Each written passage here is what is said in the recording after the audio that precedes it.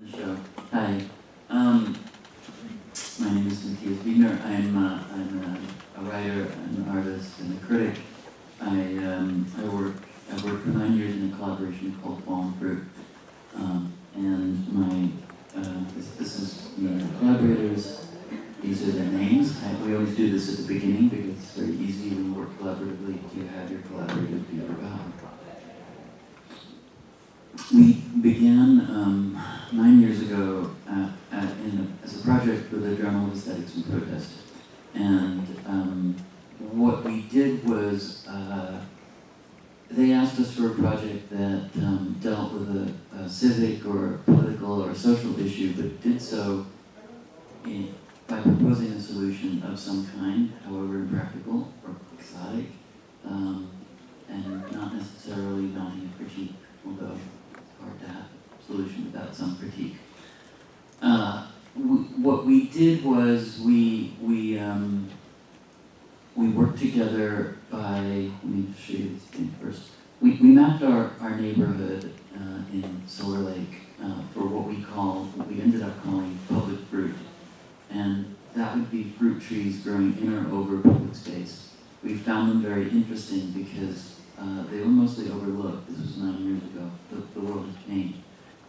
They were unharvested. The fruit was falling down, rotting on the trees. And we thought, how interesting, what do these mean, why are they here? And we began by simply mapping them and kind of writing a little manifesto, taking a few photographs to go with it.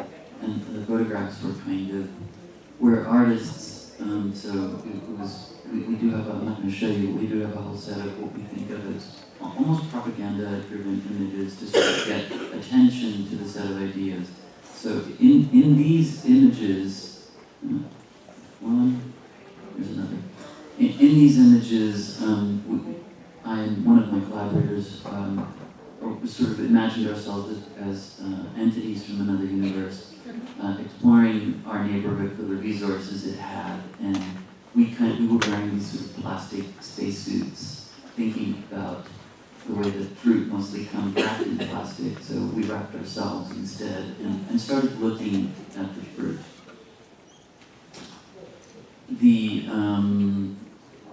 This is the first map. I'm going to show you a few more maps later. They are up in the exhibition in the Art Sci Gallery on the south end of campus. There's directions for that later.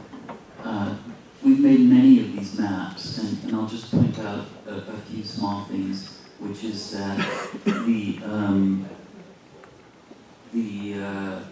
fruit is marked, we don't geotag, we're not interested in that. The fruit is marked by relation, basically. The streets are hand-drawn. So you can sort of see in this triangle would be an orange tree, a lemon tree, and a peach tree. And part of the idea of the maps was to give them to people, to have them sort of tools for looking in a way. So you would know that these trees are in a relation. You may not know what they look like. You certainly don't know exactly where they are. So part of what we wanted was to get people to look at what was there and what was not there, right? So mostly you'll find trees that aren't fruit trees. You'll find ornamental horticulture. A lot of trees, in fact, that are related to fruit trees, but just a flower, a category we call useless ornamental horticulture. So I'm going to run you through some observations we have on fruit in the world. This is in Silver Lake, right near my house. It's a grapefruit tree. It's fully in public property. I've talked to the people who live there many times. I've picked this tree many times. They never ate the fruit on their tree until I gave them a bag of it. It's true. Also in Silver Lake, this is a row of, it's at a corner, it's a set of people who have planted several varieties of fruit on a corner. These are bananas. They're not cooking, they're not sweet, they're cooking bananas. Behind it is an avocado tree, and then there's a cherimoya tree. Around the corner behind this photograph is or around the same time we started doing our project, they just put them there for the neighborhood. They put them there and kind of express usage, right? An invitation, it's called, to the neighborhood to pick some of this fruit. This is a set of municipal steps. On the side of it grow a great number of guava trees. This is hanging over a sidewalk, right? So this is an example of trees that originate in private property that go into public. There's on the left, in the front, there's a grapevine. Then, kind of buried inside there is a peach tree, and behind all of it is a low pot. This is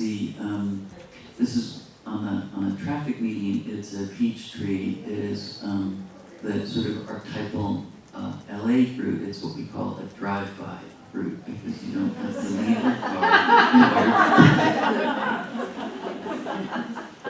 Here's a fig tree on the path of several on a major path to school for grammar school kids. So you often see them jumping to get the figs in the summer.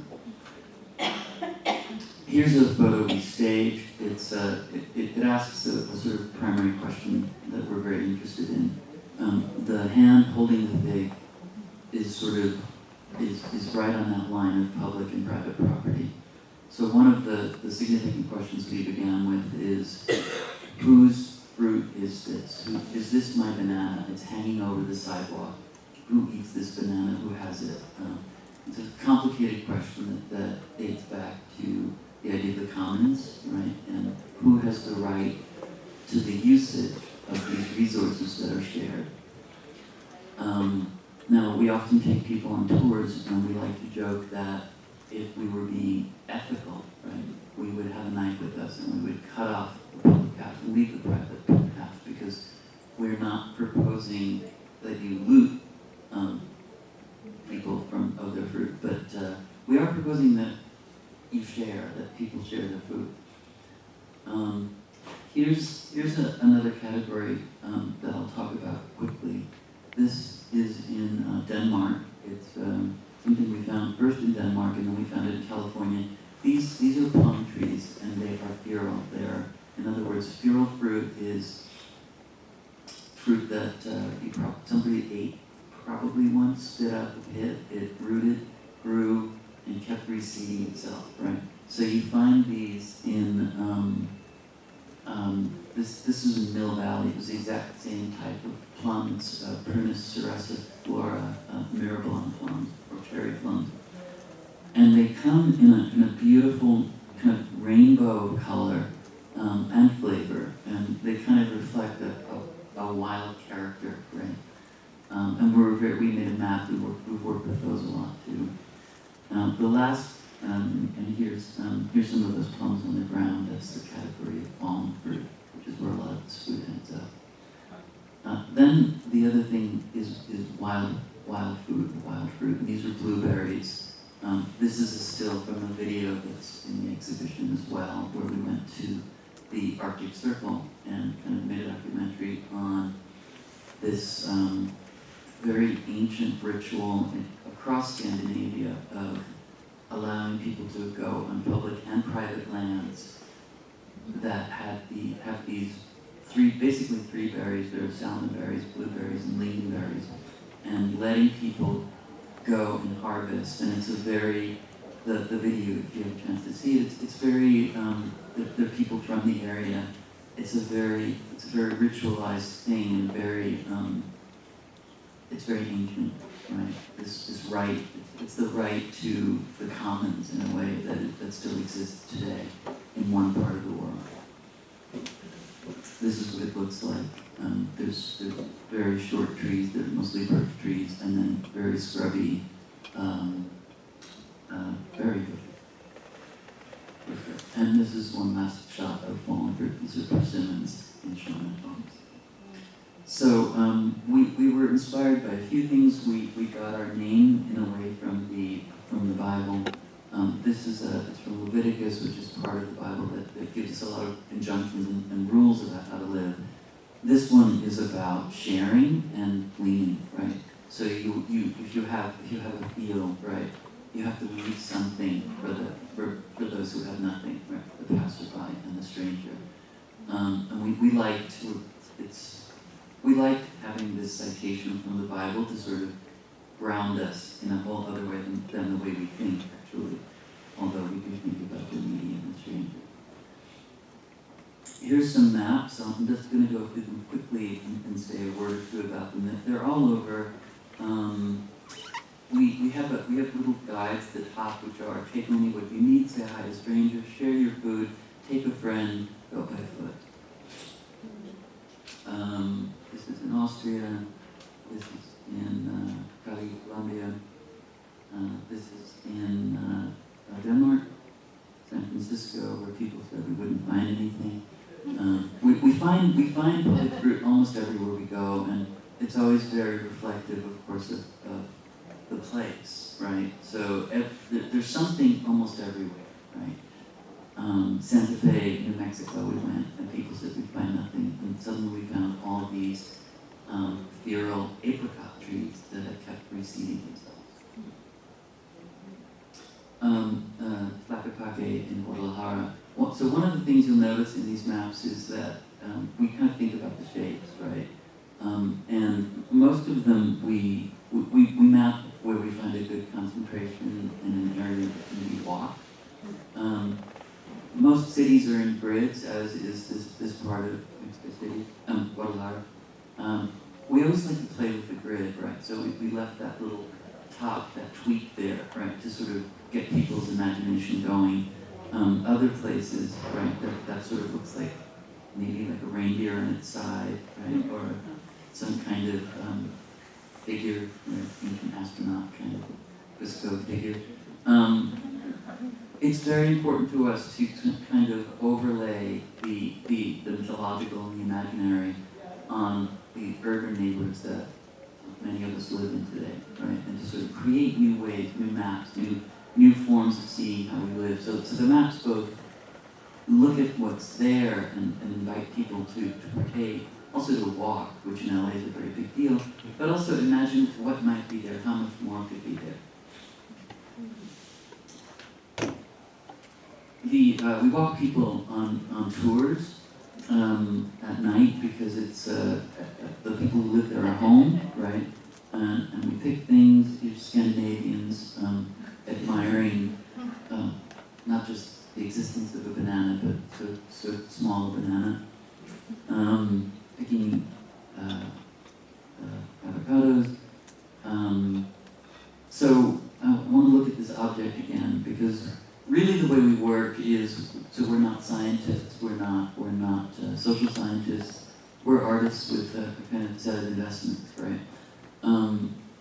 We have this object called public fruit, and then we have this other, what's called the subject, which is the public. And in a way, what we're really working with is people, right? Relationships between people, and how one might use fruit to both demonstrate and instantiate, right? Make those relationships happen and make new kinds of relationships happen.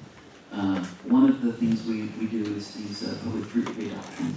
So we decided not just to describe what we like, we also decided to make it happen. The point of philosophy, says Karl Marx, is not to describe the world, but to change the world. We get these trees from Tree People LA. They're meant to go to underserved neighborhoods. They called it a fruit tree giveaway. We changed the terminology, and there was no education happening with these trees, right? So we talk to people. We have them sign these agreements that are about care. We discuss varieties with them. We also talk to them about where they're going to plant it. And what we encourage them to do is to plant it on the perimeter. In other words, to create these new shared public-private resources, right? The interesting thing is when we did this in Watts, the director of the Watts Towers Arts Center said to us, this isn't going to work in this neighborhood. You don't understand. This is Watts, right? People are very worried about their stuff here. We said, oh, of course, we're outsiders, we know that. But the opposite ended up being true. Almost everyone decided to plant it on the perimeter the director sort of apologized. They said, I'm sorry, I didn't understand. You taught me something, you showed me something about my own neighborhood, which is the desire for it to be something else. So here's another project. So we keep working with fruit, and one of the things that we do are holding these. We very regularly, at least annually, hold these public fruit jams. Public fruit jam is a kind of public, performative, participatory event in which the public is invited to make jam with us and with each other. We broadcast the invitations. We usually have it, typically in LA, we've had it at Machine Project in Echo Park, a kind of alternative art space. The three of us pick a lot of fruit that we find growing in public. People bring their homegrown, people bring their store-bought. We're not food snobs, right? Everything comes, everything goes. We started out by working in the space, right? We asked people who don't know each other to sit together. We don't work with recipes. We ask people to negotiate and experiment. So in other words, if Allison had brought lemons and I had brought figs and Rachel had brought lavender, we might make lemon fig lavender jam, right? So the idea of both the collaboration, experimentation, and negotiation. It's an illustration in a sense of what our goal is in these events, right? It's much more than kind of a food event, and foodies are sometimes offended because we don't work with recipes. We have a set of proportions that work. We use sugar. We understand the problems of refined sugar. So one of the things that's interesting about how this has happened is in recent years it's moved out to the street, onto Alvarado Boulevard, and we get people who walk past and stop and ask us what we're doing, and we invite them to join us, right? So it really is a way of creating these connections through food that's very hands-on, and we learned, not a new lesson, but new for us. We learned that if you want to get a group of people who don't know each other to talk, you give them a task, right? And it's a great equalizer, right? So very different people sit at the table together, and often very different generations, right? Older people, and there's a generational knowledge sharing, a cultural knowledge sharing. Fruit is terribly encoded. I don't need to tell you this.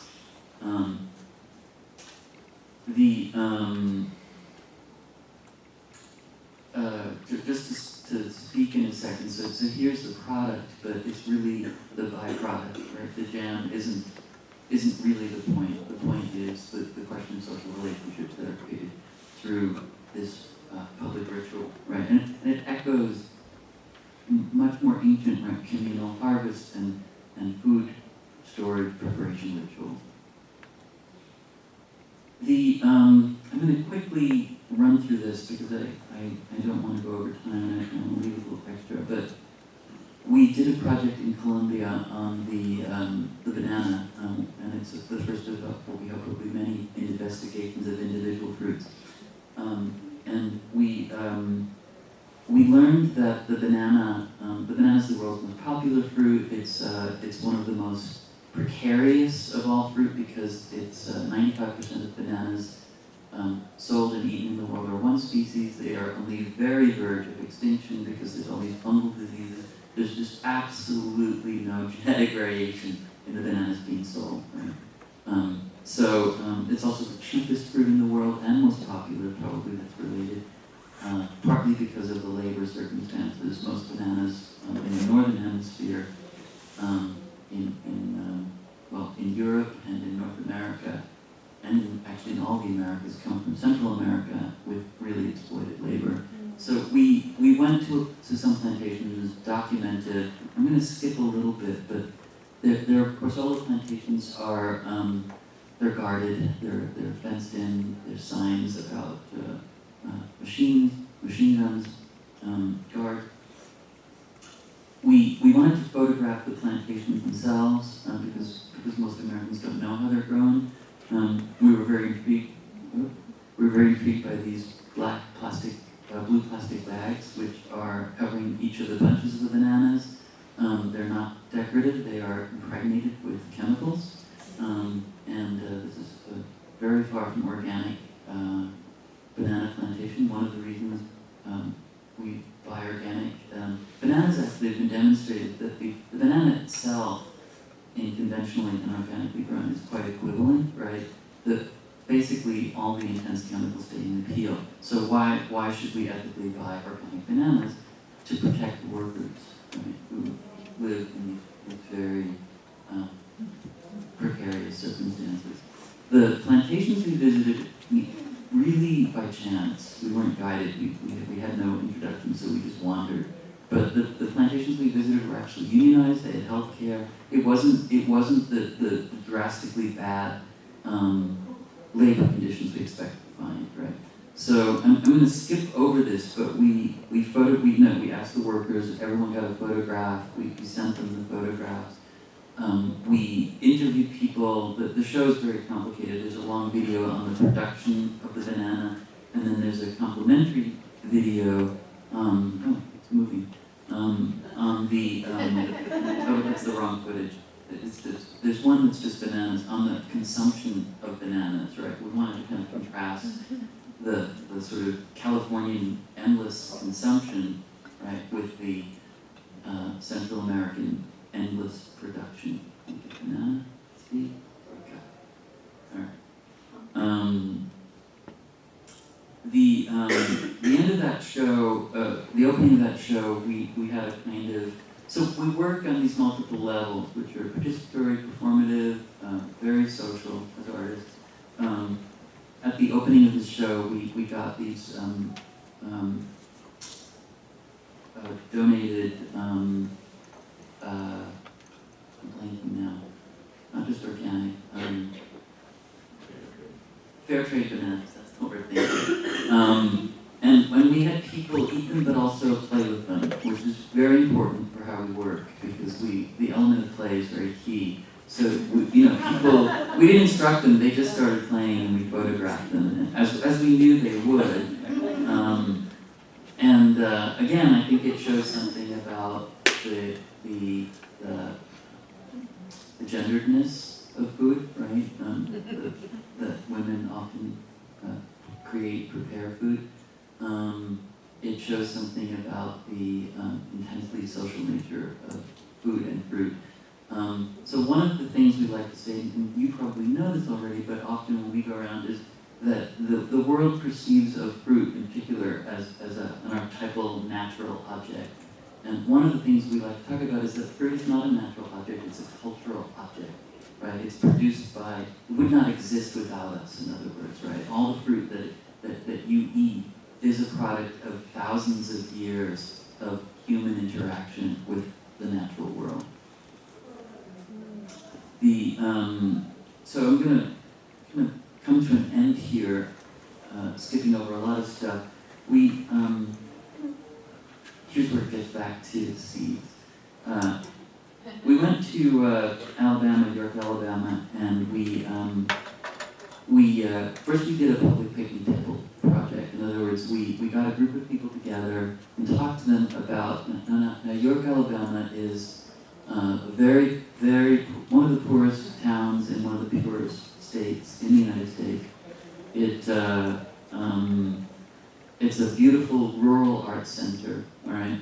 And one of the things we did was, we the way we talk to people is through food. So we called it a gobble gobble cobbler, and we made cobbler, different people made fruit cobblers, and we talked, and we had these kind of sessions about what fruit grew, what fruit used to grow, and we kind of accumulated information, which ended up on a set of picnic tables.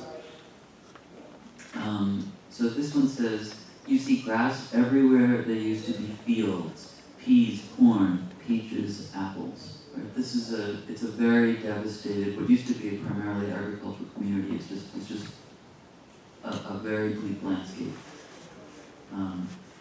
The simple things taste best. It doesn't have to be caviar and champagne all the time. There was always an element of danger. Snakes, they're always around that fruit. So we put these, we sort of culled things that people told us and put them back on these picnic tables that were installed by the Pullman Arts Center. And what we have, what I want to finish with in a way, kind of, I think, brings us right back to where we began today, which is with the question of the seed. You could just find them everywhere. People would just throw out seeds. You could just go around town and watermelons would be growing on the road. So apparently in this town, there were field watermelons, right, that had kept being eaten and reseeded for a long time in people's memories that no longer existed. Right? Why do they no longer exist? Anyone? Right, yeah, we get primarily because the marketing of seedless watermelon. So we came up with a proposal that we were going to do this year and probably do next year called the Mother Patch. And it's a 1/4 acre patch in the middle of town that would be it's not just a community garden, which indicates like these little plots of private, semi-private, but a communal garden where everyone would grow together and harvest together a set of watermelons, including a kind of campaign to spit your seeds out.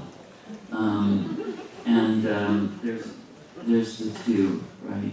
And some of the plant science people can explain this better, but these aren't exactly genetically manipulated.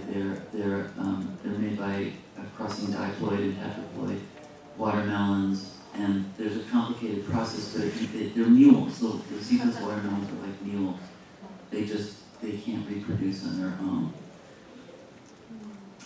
I'll leave you with this, which is not only are they seedless, but they're called personal because they're being bred smaller and smaller, right? For kind of modern lifestyles, small refrigerators, single person homes, right? So this giant watermelon is being de-seeded and shrunk down to fit the modern world.